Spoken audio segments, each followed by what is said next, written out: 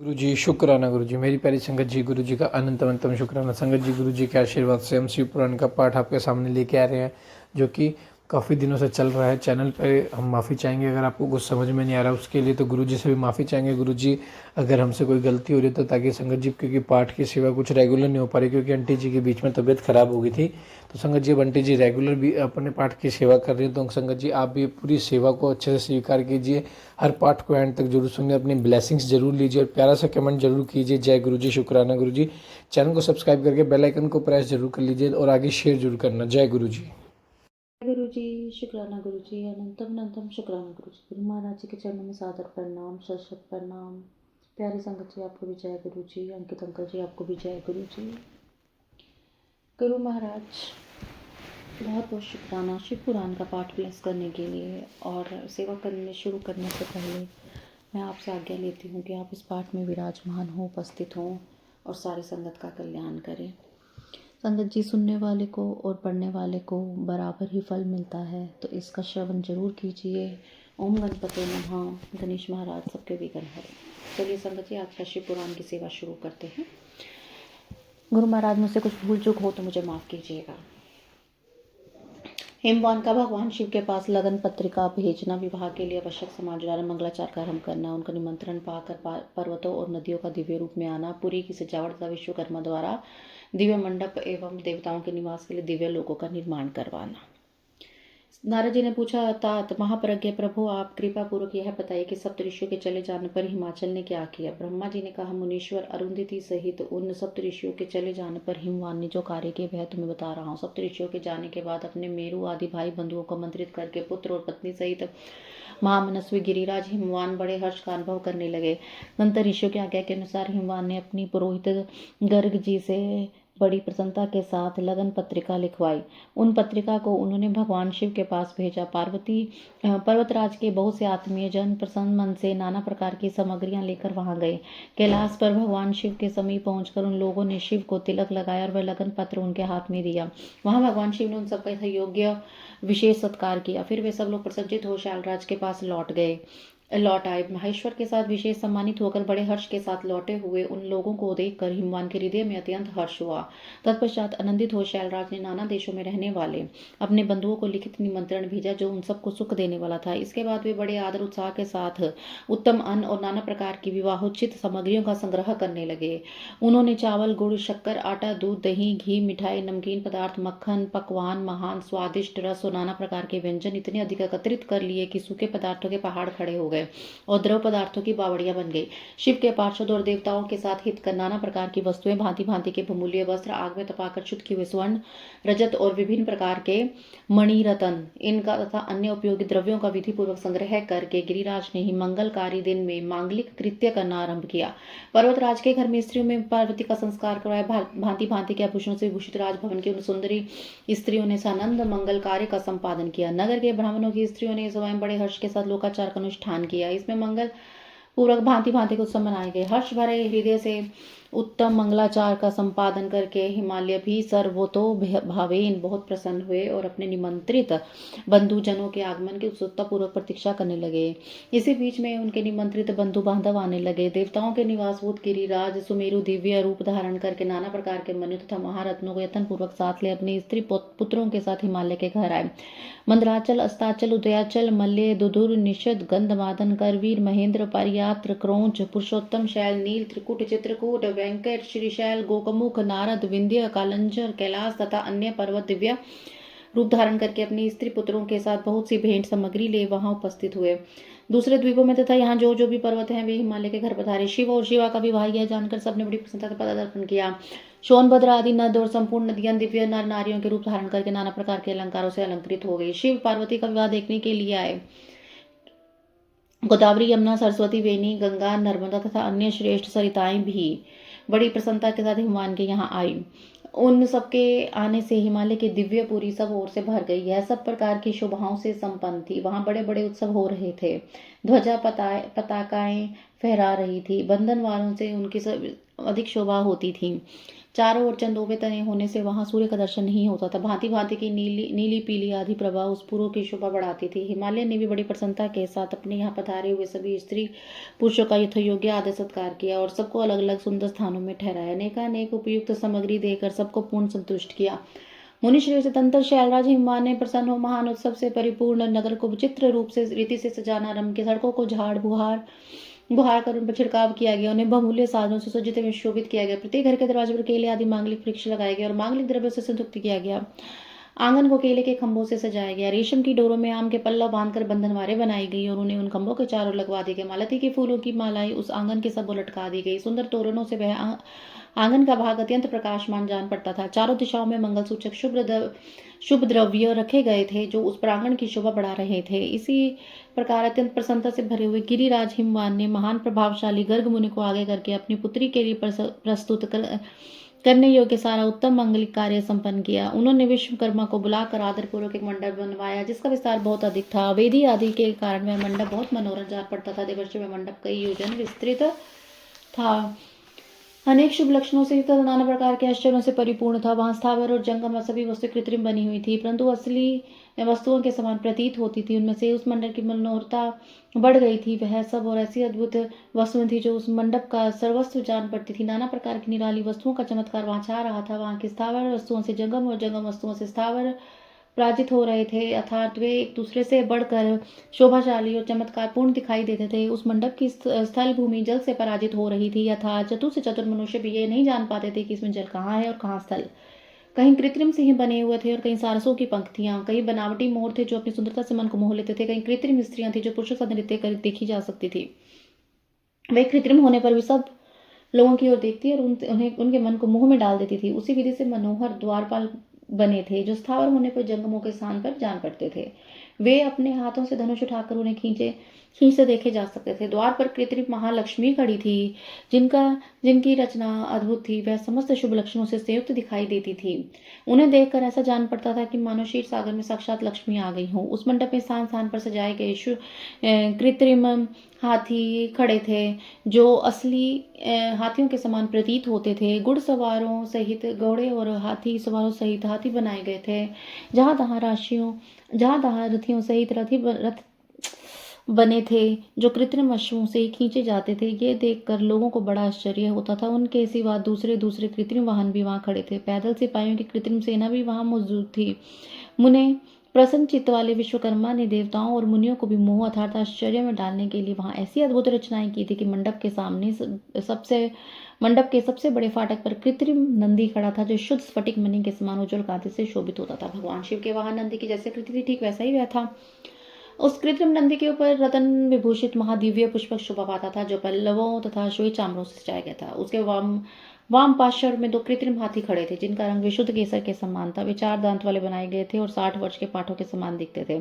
वे परस्पर स्नेह करते से प्रतीत होते थे। उनमें बड़ी चमक थी। इस प्रकार सूर्य के समान अत्यंत प्रकाशमान 2 दिव्य अश्व विश्वकर्मा ने बनवाए थे जो चमड़ से अलंकृत और दिव्य भूषणों से भूषित थे।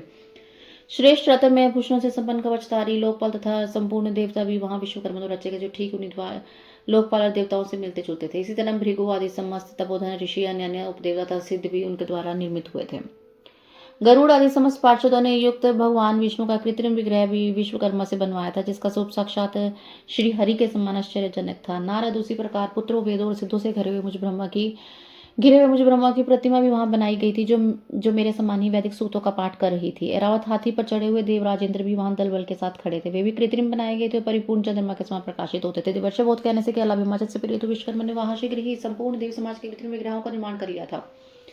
इस प्रकार उन्होंने दिव्य मंडप की रचना की थी। वह मंडप अनेक आश्चर्यों से युक्त महान तथा देवताओं को मोह लेने वाला था। तदंतर गिरिराज हिमवान की आज्ञा से परम बुद्धिमान विश्वकर्मा ने देवता आदि के निवास के लिए उन्होंने कृत्रिम लोकों का यत्न पूर्वक निर्माण किया। उन्हीं लोकों में उन्होंने उन देवता के लिए अत्यंत तेजस्वी परम अद्भुत और सुखदायक बड़े बड़े दिव्य मंचों से आसनों की रचना की थी। इस तरह उन्होंने मुझ स्वयंभू ब्रह्मा के निवास के लिए क्षण भर में अद्भुत सत्यलोक की रचना कर डाली जो उत्तम दीप्ति से उद्दीप्त हो रहा था। साथ ही भगवान विष्णु के लिए क्षण भर में दूसरे दिव्य वैकुंठ धाम का निर्माण कर दी, जो परम उज्ज्वल तथा नाना प्रकार के आश्चर्यों से परिपूर्ण था।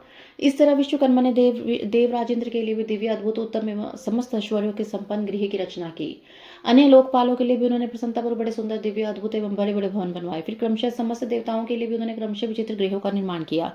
परम बुद्धिमान विश्वकर्मा को भगवान शंकर का महान वर प्राप्त था, इसलिए उन्होंने शिव के संतोष के लिए क्षण भर में उन सभी वस्तुओं की रचना कर डाली। तदंतर उसी प्रकार भगवान शंकर के लिए भी उन्होंने एक शोभाशाली गृह का निर्माण किया, जो शिव के चिन्ह युक्त तथा शिव लोकवर्ती दिव्य भवन के समान अनुपम था। श्रेष्ठ देवताओं ने उनकी बुरी बुरी प्रशंसा की। वह परम उज्ज्वल, महान, प्रभापुंज से उदासित, उत्तम, अद्भुत था। विश्वकर्मा ने भगवान शिव की प्रसन्नता के लिए वहां से अद्भुत रचना की थी, जो परम उज्ज्वल होने के साथ साक्षात महादेव जी को भी आश्चर्य में डालने वाली थी। इस प्रकार सारा लौकिक विहार करके हिमाचल बड़ी प्रसन्नता से भगवान शंभु के शुभ आगमन की प्रतीक्षा करने लगे। देवर्षि हिमालय का सारा आनंददायक वृत्तांत मैंने तुमसे क्या सुनाया, बहुत क्या सुनना चाहते। जय गुरु जी, शुक्राना गुरु जी। संगत जी, आज का शिव पुराण का पाठ यही संपन्न होता है। हर हर महादेव। जय गुरु जी, शुक्राना गुरु जी, अनंतम शुक्राना गुरु जी। गुरु महाराज जी के चरणों में शत शत प्रणाम और बहुत बहुत शुक्राना। प्यारे संगत जी, आपको भी जय गुरु जी। अंकित अंकल जी, आपको भी जय गुरु जी। गुरु महाराज जी, आपको बहुत बहुत शुक्राना हमारा कल्याण करने के लिए, अपनी ब्लेसिंग्स बनाए रखने के लिए, हर चीज़ का शुक्राना गुरु महाराज जी। शिव पुराण की सेवा प्लस करने का शुक्राना। ओम गणपते नमः। चलिए संगत जी, आज का शिव पुराण का पाठ शुरू करते हैं। गुरु महाराज, मुझसे पाठ करते हुए कोई भी त्रुटि हो जाए तो मुझे क्षमा कीजिएगा। आपने जो सेवा दी है मैं उसे बिना किसी रुकावट के संपूर्ण कर सकूं, इस पाठ में विराजमान हूँ और एक एक शब्द को ब्लेस कीजिए। भगवान शिव का नारद जी के द्वारा और सब देवताओं को निमंत्रण दिलाना, सबका आगमन तथा शिव का मंगलाचार एवं गृह पूजन आदि करके कैलाश से बाहर निकलना। नारद जी बोले, विष्णु शिष्य महाप्रज्ञ तात विधाता पर नमस्कार है। कृपा निधि, आपके मुंह से एक अद्भुत कथा मुझे सुनने को मिली। अब मैं भगवान चंद्रमौली के परम मंगल में तथा समस्त पाप राशि के विनाशक वैवाहिक चरित्र को सुनना चाहता हूँ। मंगल पत्रिका पाकर महादेव जी ने क्या किया। परमात्मा शंकर की वह दिव्य कथा सुनाई। ब्रह्मा जी ने कहा, बेटा तुम बड़े बुद्धिमान हो, भगवान शंकर के उत्तम यश को सुनो। मंगल पत्रिका पाकर भगवान शंकर ने जो कुछ किया वह बताता हूँ। भगवान शिव उस मंगल पत्रिका को प्रसन्नतापूर्वक हाथ में लेकर हृदय में बड़े हर्ष का अनुभव करते हुए हंसने लगे। फिर उन भगवान ने उसे लाने वालों का सम्मान किया। तत्पश्चात उसे बाँच कर विधि पूर्वक स्वीकार किया।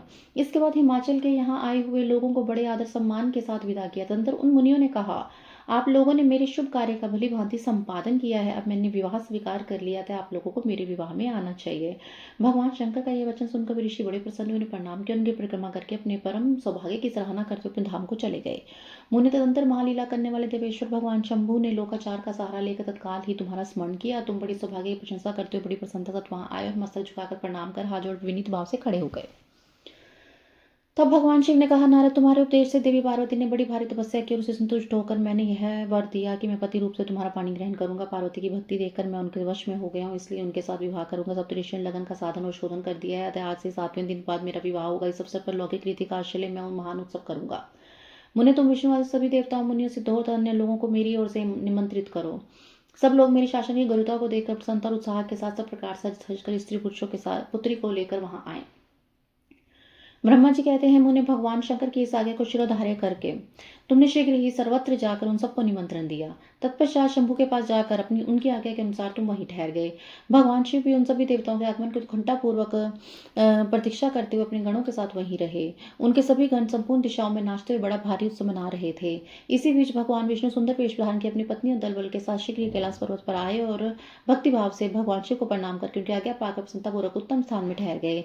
इसी प्रकार मैं अपने गणों के साथ स्वतंत्रपूर्वक शीघ्र ही कैलाश गया और भगवान शंभु को प्रणाम करके अपने सेवकों सहित सनंत वहां ठहरा। तंत्र इंद्र आदि लोकपाल उनकी स्त्रियां आवश्यक सामान के साथ खूब सज धज कर वहां आई। वे सब के सब उत्सव मना रहे थे। तत्पश्चात मुनि, नाग, सिद्ध, उपदेवता तथा अन्य लोग निमंत्रित तो उत्सव मनाते हुए वहां आए। उस समय महेश्वर ने वहां आए हुए देवता आदि का पृथक पृथक सहर्ष स्वागत सत्कार किया। फिर तो कैलाश पर्वत पर बड़ा अद्भुत और महान उत्सव होने लगा। देवांगनों ने उस अवसर पर यथायोग्य नृत्य आदि किया। विष्णु आदि जो देवता भगवान शंभु की वैवाहिक यात्रा संपन्न कराने के लिए वहां आए थे, वे सभी यथास्थान पर ठहर गए। भगवान शिव की आज्ञा पाकर सब लोग उनके प्रत्येक कार्य को अपना ही कार्य समझ के नियंत्रित रूप से करने लगे और इसे शिव की सेवा मानने लगे। उस समय सातों मातृकाएं वहां बड़ी प्रसन्नता के साथ शिव को यथायोग्य आभूषित बनाने लगी। मुनिश्रेष्ठ परमेश्वर भगवान शिव का जो स्वाभाविक वेश था वह उनकी इच्छा से आभूषणकारी सामग्री बन गया। उस समय चंद्रमा उनके मुकुट के स्थान पर विराजे। उनका जो सुंदर ललाटवर्ती तीसरा नेत्र था वह शुभ तिलक बन गया। मुनि कानों के आभूषणों के रूप में तो सर्प बताए गए हैं। वे नाना प्रकार के रत्नों से युक्त 2 कुंडल बन गए। अन्य अन्य अंगों में स्थित सर्प उन अंगों के लिए रमणीय नाना रत्नमय आभूषण हो गए। उनके शरीर में जो भस्म लगा हुआ था वही चंदन आदि का अंगराग बन गया, और उनके जो गज चर्म और परिधान थे वे सुंदर दिव्य दुकूल बन गए। इस प्रकार उनका रूप इतना सुंदर हो गया कि इसका वर्णन करना कठिन है। वे साक्षात ईश्वर तो थे, उन्हें पूरा पूरा ऐश्वर्य प्राप्त कर लिया। तदंतर समस्त देवता, यक्ष, दानव, नाग, पक्षी, अप्सरा और महर्षिगण मिलकर भगवान शिव के समीप गए और महान उत्सव मनाते हुए प्रसन्नतापूर्वक उनसे बोले, महादेव महेश्वर, अब आप महादेव गिरिजा को ब्याह लाने के लिए हम लोगों के साथ चलिए, हम पर कृपा की। तत्पश्चात विज्ञान से प्रसन्न हृदय वाले भगवान विष्णु ने भगवान शंकर को भक्ति भाव से प्रणाम करके उपयुक्त प्रस्ताव के अनुरूप ये बात कही। भगवान विष्णु बोले, शरणागत वत्सल देव देव महादेव प्रभु, आप अपने भक्त जनों का कार्य सिद्ध करने वाले हैं, अतः मेरा एक निवेदन सुने। कल्याणकारी शंभु, आप गृह सूत्रोक्त विधि के अनुसार गिरिराज कुमारी पार्वती देवी के साथ अपने विवाह का कार्य कराइए। हर आपके द्वारा विवाह की विधि का संपादन होने पर वही लोक में विख्यात हो जाएगी। अतः नाथ, आप कुल धर्म के अनुसार प्रेम पूर्वक मंडप स्थापन और नांदी मुख श्राद्ध कराइए और लोक में अपना यश का विस्तार कीजिए। ब्रह्मा जी कहते हैं, नाथ भगवान विष्णु कैसा करने लोकाचार परायण परमेश्वर शंभु ने विधि पूर्वक सब कार्य किया। उन्होंने सारा अभ्युधिक कार्य करने के लिए मुझे भी अधिकार दे दिया था। अतः महामुनियों के साथ मैंने आदर और प्रसन्नता के साथ सब कार्य संपन्न किया। महामुनि उस समय कश्यप, अत्रि, वशिष्ठ, गौतम, भगुरी, गुरु, कनव, बृहस्पति, शक्ति, जमदग्नि, पराशर, मार्कंडेय, शिलापाक, अरुणापार, अकृतिशम, अगस्त्य, च्यवन, गर्ग, शिलाद, द्विची, उपमन्यु, भरद्वाज, अकृत, वर्ण, पिपलाद, कुशिक, कौत्स तथा शिष्यों सहित व्यास ये और दूसरे बड़े ऋषि जो भगवान शिव के समीप आए थे, मेरी प्रेरणा से विधि पूर्वक वहां अभ्युधिक कर्म कराने लगे। वे सब के सब वेदों के पारंगत विद्वान थे। अतः वेदोक्त विधि से वैवाहिक मंगलाचार करके ऋग्वेद, यजुर्वेद और सामवेद के विविध उत्तम सूक्तों द्वारा महेश्वर की रक्षा करने लगे। उन सब ऋषियों ने बड़ी प्रसन्नता के साथ बहुत से मांगलिक कार्य कराए। मेरी और शंभु की प्रेरणा से उन्होंने विघ्नों की शांति के लिए प्रीतिपूर्वक गृह को और समस्त मंडलवर्ती देवताओं का पूजन किया। यह सब लौकिक वैदिक कर्म यथोचित रीति से करके भगवान शिव बहुत संतुष्ट हो। उन्होंने प्रसन्नता पूर्वक ब्राह्मणों को प्रणाम किया। तदंतर वे सर्वेश्वर महादेव देवताओं और ब्राह्मणों को आगे करके उस गिरिश्रेष्ठ कैलाश से हर्षपूर्वक निकले। कैलाश से बाहर जाने पे देवताओं ने और ब्राह्मणों के साथ भगवान शंभु जो नाना प्रकार की लीलाएं करने वाले हैं सनद खड़े हो गए। उस समय वहां महेश्वर के संतोष के लिए देवता आदि ने मिलकर बहुत बड़ा उत्सव मनाया, बाजे बजे और तांडव नृत्य हुए। जय गुरु जी, शुक्राना गुरु जी।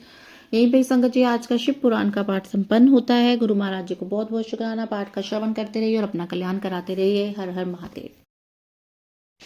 जय गुरु जी, शुक्राना गुरु जी, अनंतम अनंतम शुक्राना गुरु जी।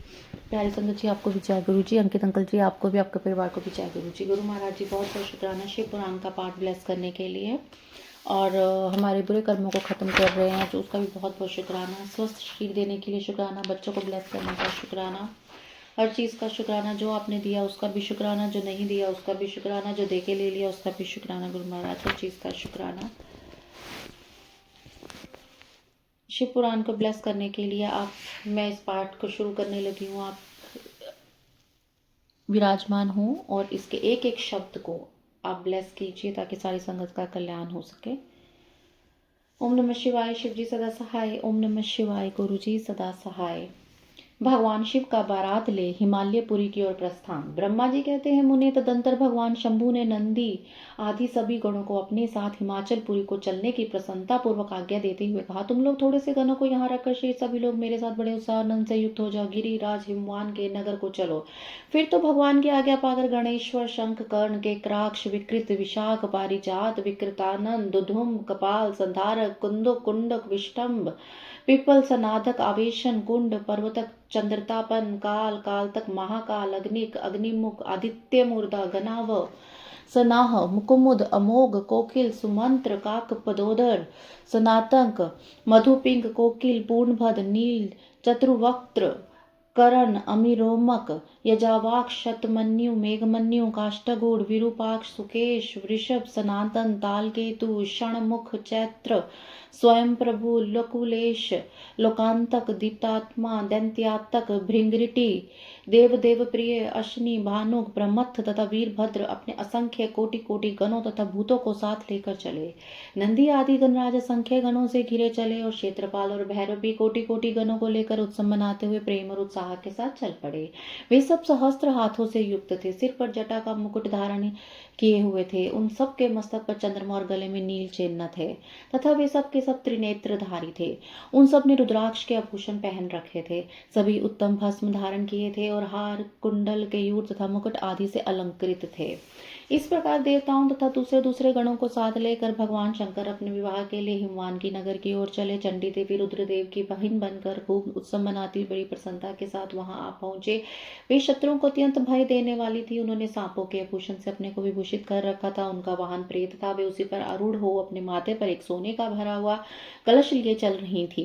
वह कलश महान प्रभा पुंज से प्रकाशित हो रहा था। मुने वहां करोड़ों दिव्य भूतगण शोभा पाते थे, जिनका रूप विकराल था। उनके रूप रंग भी अनेक प्रकार के थे। उस समय डमरुओं के डिम डिम घोष से, भेड़ियों की गड़गड़ाहट से और शंखों के गंभीर नाद से तीनों लोग गूंज रहे थे। दुदुम्बियों की ध्वनि से महान कोलाहल हो रहा था। वह जगत का मंगल करता हुआ मंगल का नाश करता था। देवता लोग शिवगणों के पीछे होकर बड़ी उत्सुकता के साथ बारात का अनुसरण करते थे। संपूर्ण से दो लोकपाल आदि भी देवताओं के साथ है। देव मंडली के मध्य भाग में गरुड़ के आसन पर बैठकर लक्ष्मीपति भगवान विष्णु चल रहे थे। मुने उनके ऊपर महान छत्र तना हुआ था और उनकी शोभा बढ़ाता था। उन्हीं पर चमर डुलाए जा रहे थे और वे अपने गणों से घिरे हुए थे। उनके शोभाशाली पार्षदों ने उन्हें अपने ढंग से आभूषण आदि के द्वारा विभूषित कर दिया था। इसी प्रकार वे मूर्तिमान वेदों, शास्त्रों, पुराणों, आगमों, संकादिक, महासिद्धों, प्रजापतियों, पुत्रों तथा अन्य अन्य प्रजनों के साथ मार्ग में चलता हुआ बड़ी शोभा पा रहा था और शिव की सेवा में तत्पर था। देवराज इंद्र भी नाना प्रकार के आभूषणों से भूषित हो एरावत हाथी पर रूढ़ होकर अपनी सेना के बीच में चलते हुए अत्यंत शोभित हो रहे थे। उसी समय बारात के साथ यात्रा करते बहुत से ऋषि भी अपनी तेज से प्रकाशित हो रहे थे। वे शिव जी का विवाह देखने के लिए बहुत उत्कंठित थे। शाकिनी, यातुधान, बेताल, ब्रह्म, राक्षस, भूत, प्रेत, पिशाच, प्रमथ आदि गण, तुम्बुरु, नारद, हाहा, हुहु आदि श्रेष्ठ गंधर्व तथा किन्नर भी बड़े हर्ष से भरकर बाजा बजाते हुए चले। संपूर्ण जगन माताएं, सारी देव कन्याएं, गायत्री, सावित्री, लक्ष्मी और अन्य देवांगनाएं, ये तथा दूसरी देव पत्नियां जो संपूर्ण जगत की माताएं हैं, शंकर जी का विवाह है सोचकर बड़ी प्रसन्नता के साथ उसमें सम्मिलित होने के लिए गईं। वेदों, शास्त्रों, सिद्धों और महर्षियों द्वारा जो साक्षात धर्म का स्वरूप कहा गया है तथा जिनकी अंग कांति सुंदर स्फटिक के समान, शुद्ध स्फटिक के समान उज्ज्वल है, वह सर्वांग सुंदर वृषभ भगवान शिव का वाहन है।